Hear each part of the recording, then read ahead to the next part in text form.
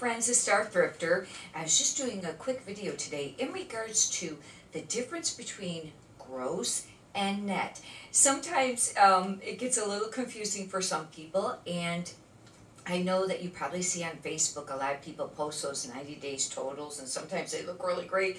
Well, you got to remember there's a lot of things that has to be subtracted off there, plus their cost of their cost of goods, and that can really vary. I mean, if they sell something for $30 and they paid $1 or $25, that makes a big difference. But anyhow, we'll get right to it. I sell mostly all clothing and shoes, but this would apply for any category if it's, it's that price range and you're buying it for that amount. Probably the most common, and with clothing, would probably be the person maybe paying $1 and selling the item for 15. And you can, where they're, I wait till the dollar the tag color for the week goes to $1 on the weekends, and I try to get the inventory then. But we're going to just go with that right now. And, or, some people shop at the bins and things like that. They pay $1 for it, and they sell it for 15, then you have shipping.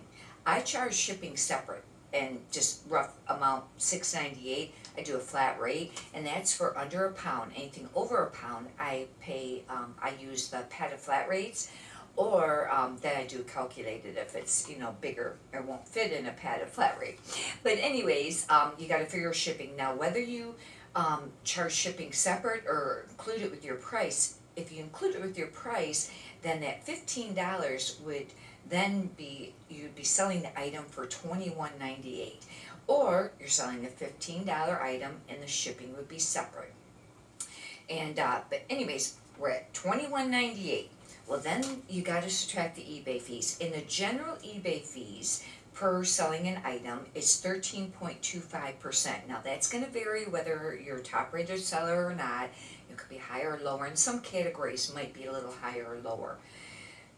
We're going to go with the 13.25. You times that, the $21.98, times that amount, and that makes your fees $2.91. Now, on some of these figures, with timesing that, it might have been like $2.90.7.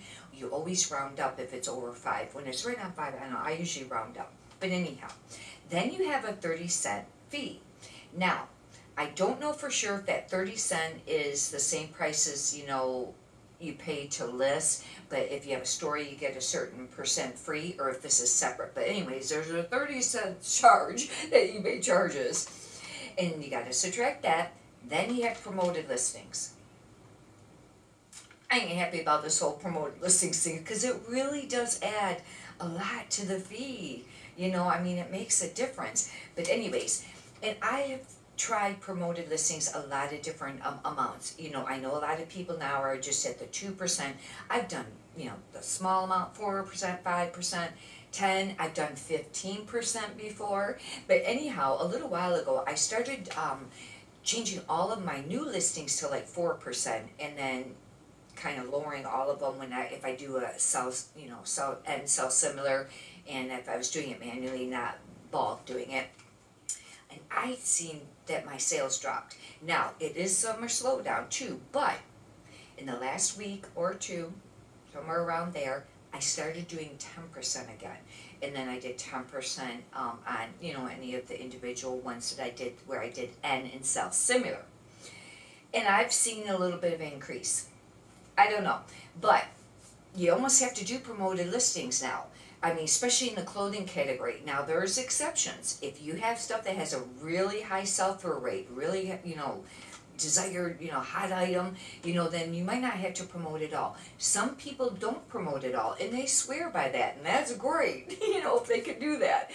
But I find with my sales that I have to promote some. Anyhow, we're going to go with 10%. You take the $21.98, subtract 10%, it'd be like $2.20. Then you have to subtract the shipping back out, because remember, eBay's going to charge the total value fee and also the promoted listings on the price of the item, on the shipping, and the sales tax they collect. And the reason they do that is because a long time ago, a lot of people would maybe list something for like $5, and then they do $25 shipping to try to avoid paying that final value fee on the item. They had to do it all. But anyhow, you gotta subtract that. You're shipping out again, and then it brings it to $9.59. Then remember this model that we're talking about today. We paid it out. You paid $1 for it.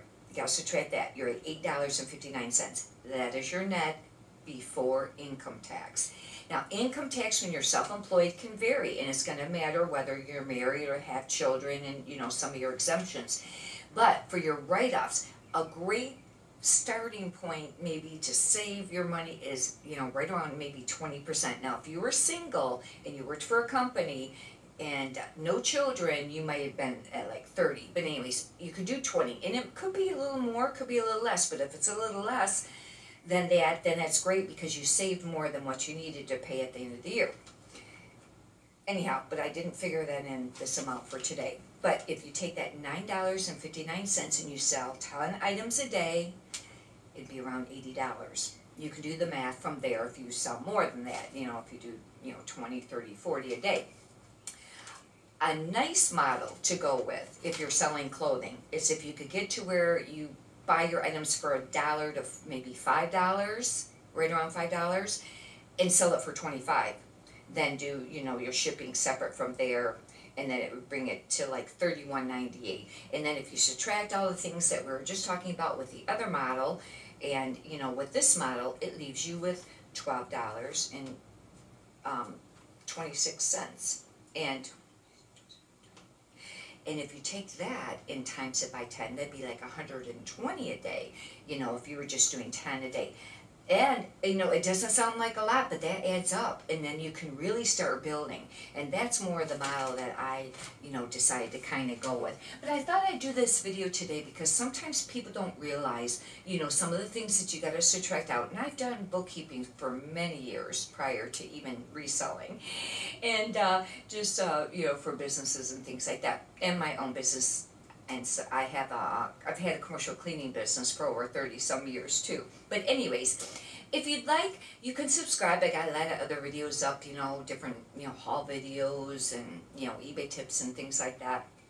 And if you could push the thumbs up button if you got any valuable content out of this, I'd greatly appreciate that too. Many prosperous sales to you. Thank you.